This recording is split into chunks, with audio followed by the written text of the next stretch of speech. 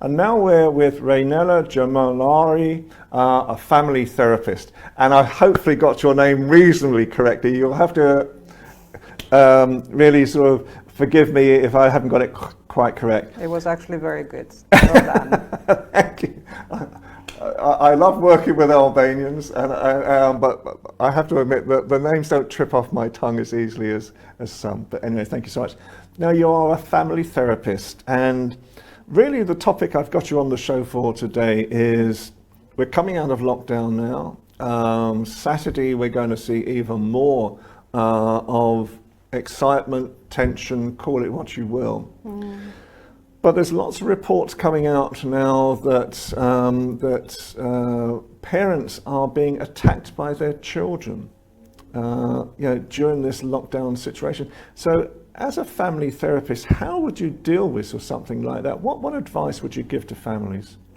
Well, as you know, the lockdown was a difficult period for everyone, and also the whole life was secluded in the boundaries of the of the household. And parents became teachers and parents at the same time.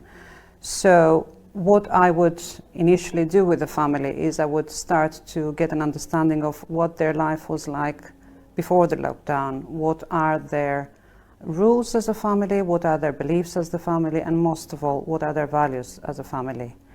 Because the lockdown is temporary, but the values and the beliefs that they hold as families are forever, and they are part of who they are now, and they are part of who they were transgenerationally. So they will live in the future as well.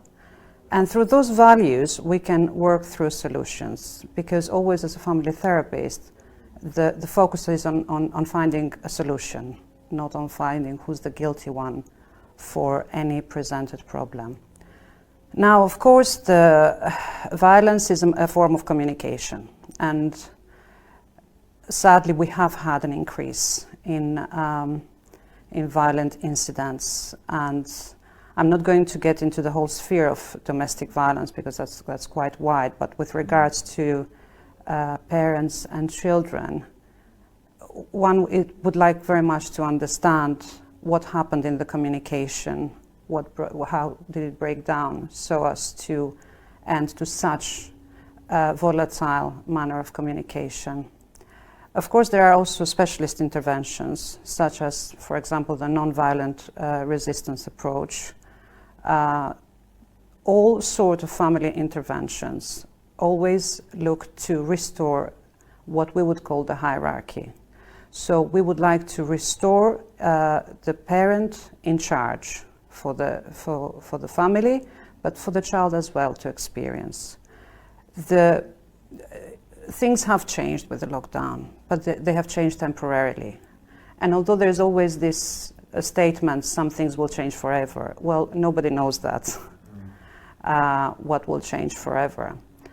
What will remain forever the same is that children need to perceive the parent as being in charge. They need that to feel safe and to feel less anxiety, as well as to develop better ways of communicating with their parents. Whatever feelings of frustrations, anxieties, or other issues related to self-esteem, perhaps by not being in touch with their social world, their friends, as much as they would have liked to, perhaps that has had an impact on how they feel for themselves. For all these matters, they will need to feel that the parent is in charge and the parent is looking for the solutions, if not have them already there. Also, it might look small and minor, but actually because of the lockdown, lots of teenagers sleep at 5 a.m. for the last 4 months.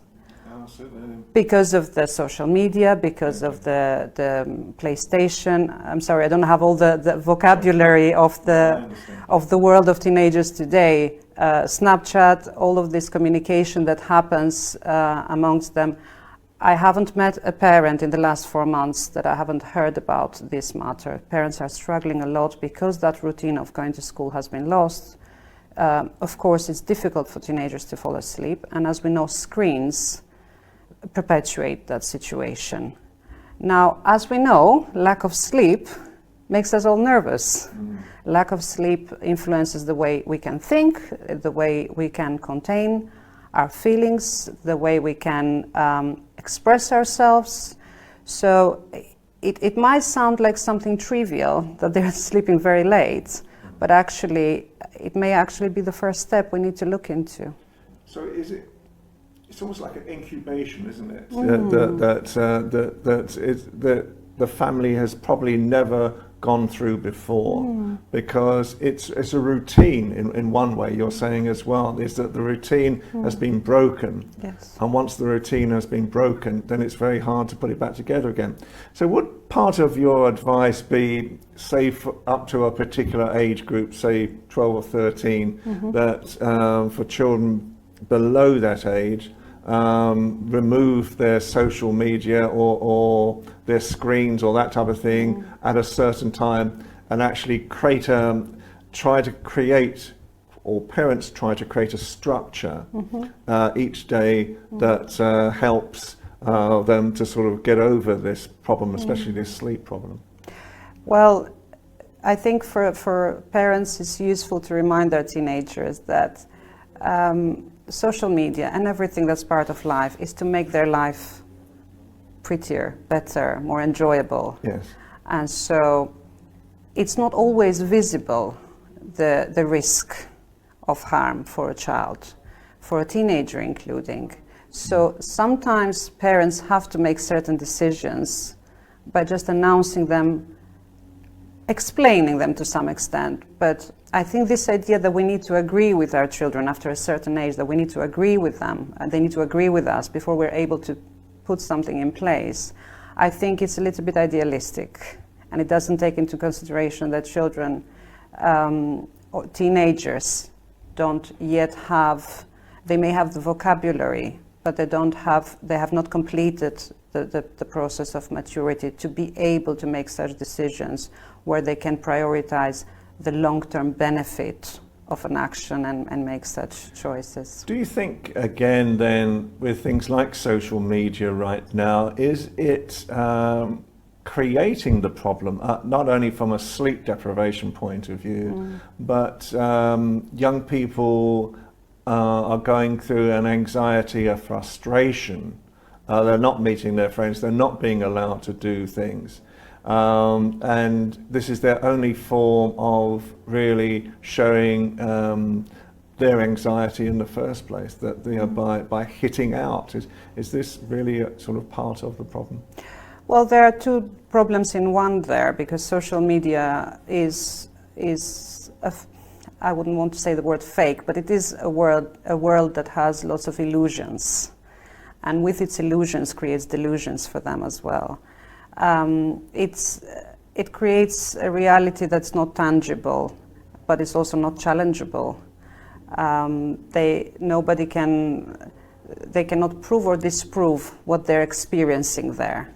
So it's difficult to, for example, as you know, with the eating disorders, there is a big issue, and I am united to those voices that say that social media have a lot to answer for with regards to the problem of the eating disorder.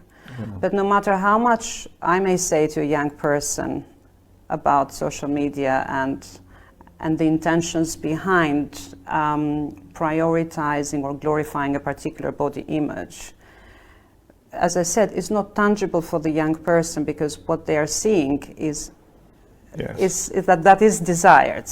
Yes. So in the same way now, it's so difficult for the young person to see that they may be struggling because they're spending so much time, that actually sleeping during the night is very important for their well-being. Yeah. That actually all those hours that they spend with their peers, they can spend them in other hours of the day. It doesn't have to be during the night. Sure. Now, of course, we don't want to get into scaremongering here, but we know that when they're alone and without the supervision of the parents during the night, there may be lots of messages circulating in social media that lead to exploitation of children. Sure. So I think, so if we just finally today, because we're always fighting against time. Yes. So really, the best piece of advice for parents is create a structure.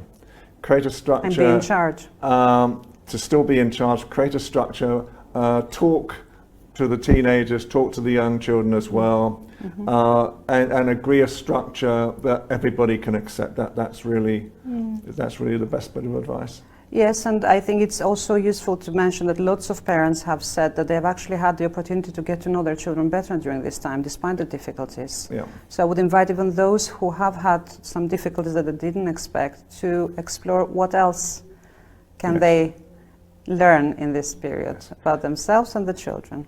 Ranella, it's been fascinating. I'd love to talk to you more. Time has so much, hit us Ian. today, so thank you so much for appearing on the show. So for me, Ian Penham-Turner on ALB UK Television and positivebritain.co.uk and the Voice of London show, I hope you enjoyed the show. Ranella's given some incredibly good advice again as well. So thank you again for appearing. Thank you for Michael and Buki appearing on the show as well and giving their views. So I hope you have a great day, enjoy the show, and we'll have another show tomorrow. Thank you and bye for now.